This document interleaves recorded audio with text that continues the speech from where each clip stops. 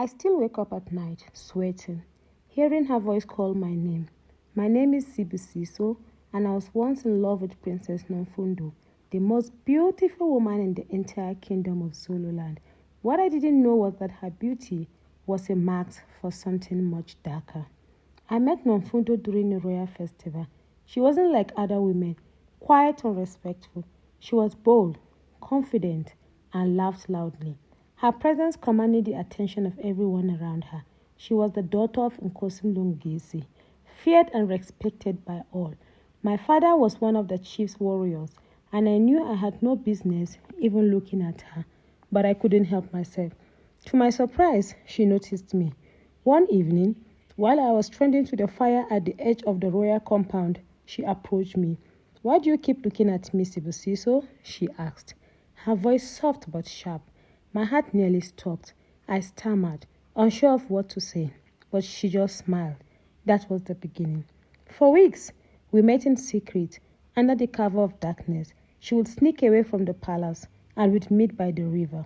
She told me she hated the traditions of her family, the way her life was controlled by the elders. She wanted freedom, she said. She wanted to love who she chose, and she chose me. I should have known it wouldn't last. One night, as we sat by the water, she leaned close to me and whispered, "Sibusiso, would you die for me?" I laughed, thinking it was just a game. But when I looked into her eyes, there was no laughter there, just something cold and unsettling. Soon after, strange things started happening. Cattle went missing, a child in the village became sick and began talking in their sleep about shadows in the night. People whispered about a curse. I didn't think much of it until one night, my younger sister Zama came to me crying. She said she's seen Nomfundo walking alone in the forest, carrying a clay pot and muttering strange words. I confronted Nomfundo the next time we met. She laughed it off, saying Zama must have imagined it. But something in her tone made my blood run cold. "You trust your sister over me?" she asked, her voice low. For the first time, I felt afraid of her. The truth came out not long after.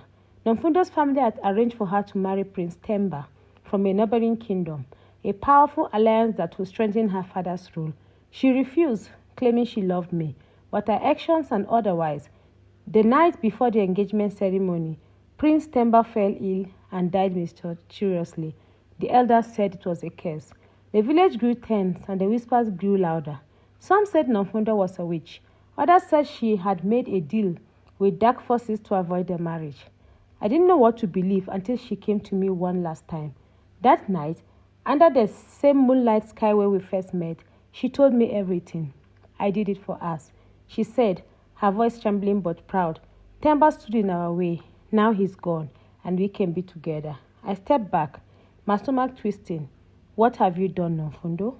Her face changed, her smile twisting into something I didn't recognize.